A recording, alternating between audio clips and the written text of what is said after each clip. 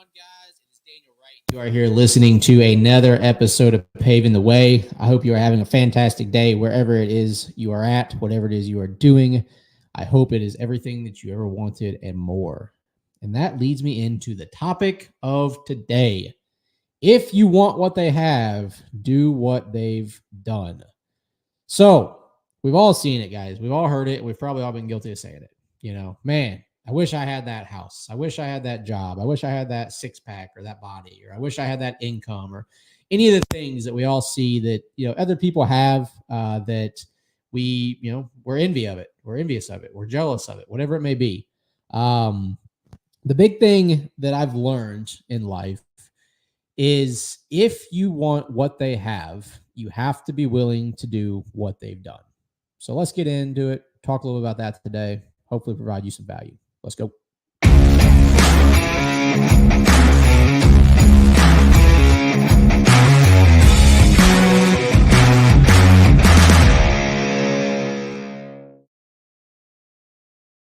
All right, guys, welcome back.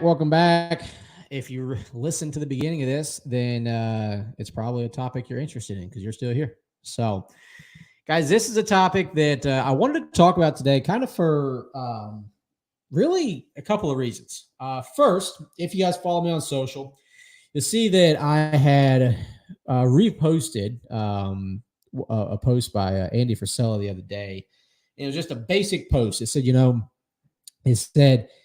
the reason no one listens to what you have to say or to what you talk about or however he worded it is because you're not actually talking about stuff that you truly care about. I think a lot of us in life, we tend to try to talk about topics. We tend to try to discuss things that we think other people would be interested in. And what I think the reality of it is, the point of that post was to reinforce the idea of you are a lot more interesting. People want to listen to you more if you actually talk about something that you're passionate about, that you care about. Even if it's not something that you think that everyone else would want to listen to, if you are passionate about it, people tend to listen. So maybe sit here and think, oh my God, we're 103, I think we're 103 episodes in on Paving the Way. Some of the podcasts, I would say absolutely. I've talked about things that I'm super passionate about, that I care a lot about. Then you probably can point out the ones that that description would make sense. And then there's other podcasts that sometimes I sit and think about, okay, well, what would people want to hear about? What do people want to listen to? But this post this week got me thinking, and I'm like, you know what? At this point, where I'm at with things, where this podcast is at with things, I'm here to genuinely try and provide value. However, the most value that I ever typically provide for people is based around topics that I'm passionate about. If you want to talk about underwater basket weaving and you want my perspective on it or my advice on it or things like that, I'm probably not going to be super passionate about it. Therefore, you're probably not going to want to listen to anything I have to say. If you ask me about building business, developing business, trying to become a leader, struggling through the hard times, early on in marriage when you're trying to just keep food on the table and a roof over your head, things like that, I have a lot more passion about that because I've done it. I've lived it. It's part of me. It's things that have made me who I am today. And so I got to thinking about it. And one of the phrases that, if you want me to get passionate about something, one of the phrases that really gets me going is must be nice, right? So must be nice to have that car. Must be nice to have that job. Must be nice to live where you live. Must be nice, must be nice, must be nice. And, you can kind of add on to that and say, the people who say, oh, well, it was easier for you, or you had this advantage, or you did this. And it's like everybody wants to make an excuse for why they're not where you're at, or why they're not where the person that they hold in high regard is at, or who they're jealous of or envious of, or whatever it may be. So as I've had the fortunate opportunity of, continuing to grow and lead my company, there does, get to be some interesting feedback that we hear as time goes on. And truthfully, it started years ago, when, I recall a time back when I used to be a fireman, and I got a new truck, and because I needed to upgrade a truck to be able to pull new equipment and things like that. And a guy at the station made a comment to me. He said, man, can't hide money. And I looked flat, straight at this guy's face, and I said, "Who said I'm trying to hide anything?" And the guy kind of just looked at me and didn't really say anything. And I'm like, well, like, make a stupid comment, get a stupid answer. I don't know what to tell you here.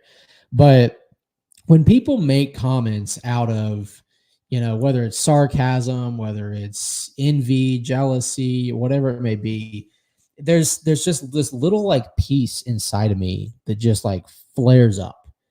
And the must be nice stuff, or it was easier for you, or I can't do that, or I don't have time, or this or that, blah, blah, blah. I hate that shit.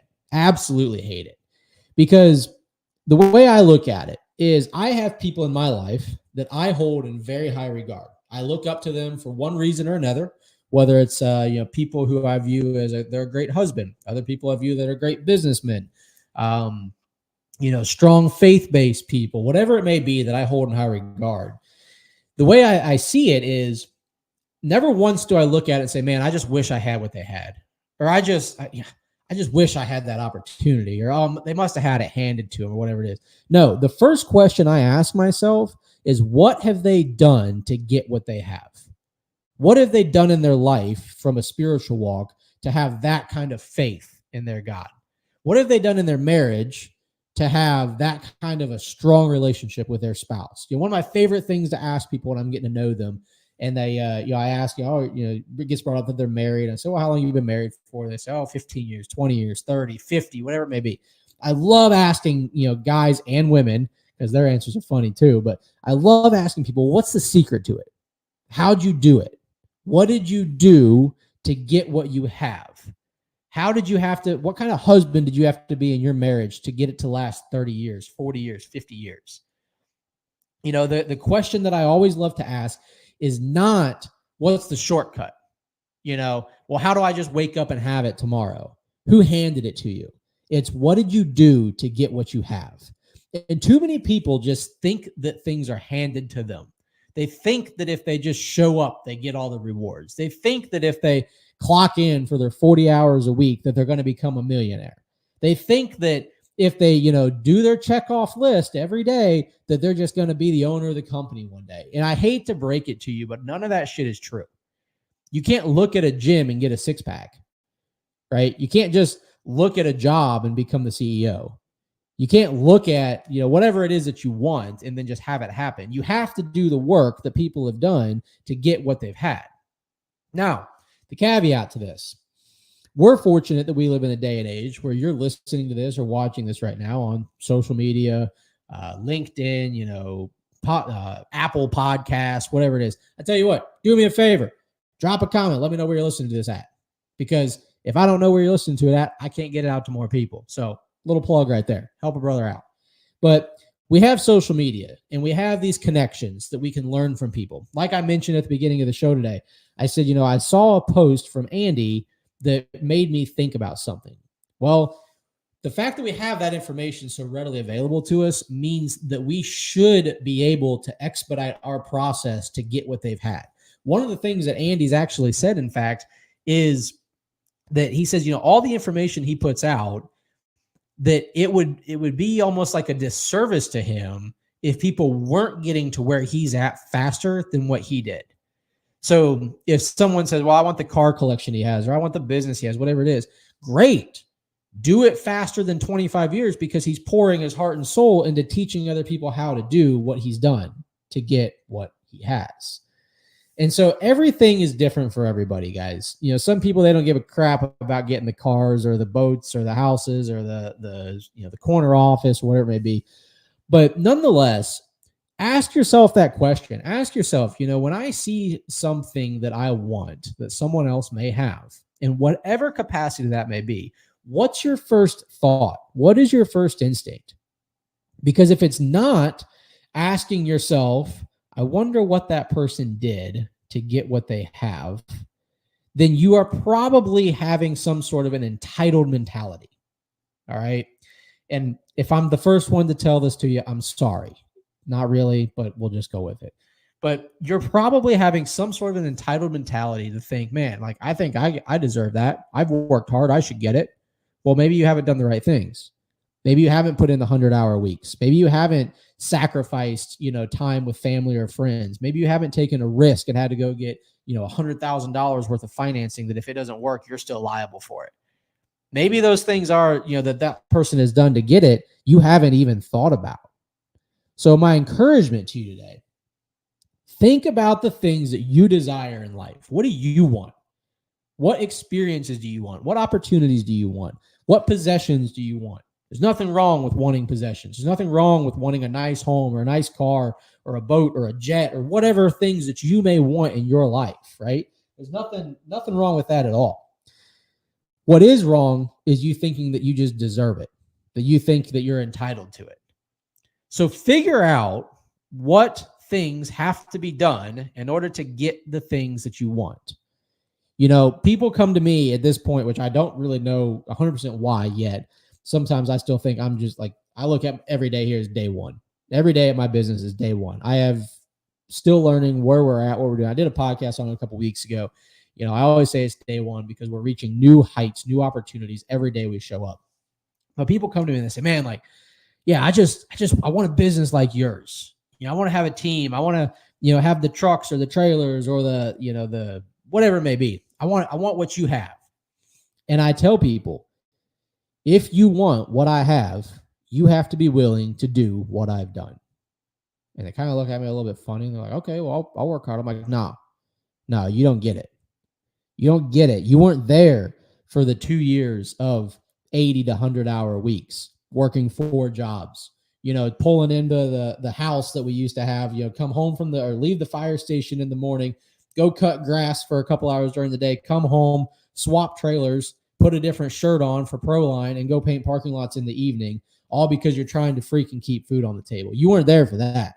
It's not just about working hard. It's not just about showing up. It's about being dedicated to something that you're holding in such high regard that you'll do anything for it. And so it's like you have to know what these people have done to get where they're at. I was talking with somebody else recently about, they said, I want to hire a salesman for my company. I'm like, hey, man, you can do whatever you want. It's your company. And I asked them, what the revenue was and kind of where they're at with things. And told me, I said, just so you know, the way I built my company, which isn't the end all be all, it's not the best way out there, things like that. But the way I've done it is you just do it yourself until you're about 3 to 4 times the size of what you are. You got to build a foundation. You got to build a platform. You got to do all these things.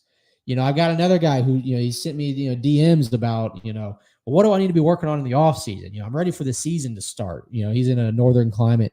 And he says, I'm ready for the season to start. I said, man, you need to be building your systems, your processes, things like that. And he's like, well, what do you mean? Like just how to do what we do. I said, yeah, exactly. And I sent him a couple documents that we've created that we've spent hours on, invested in the software to create and things like that. And I'm like, this is what I'm talking about. You have to create these things if you want your company to be scalable. So, those are just 3 examples of that I've experienced personally, that people are coming to me asking, for advice or perspective or whatever it is.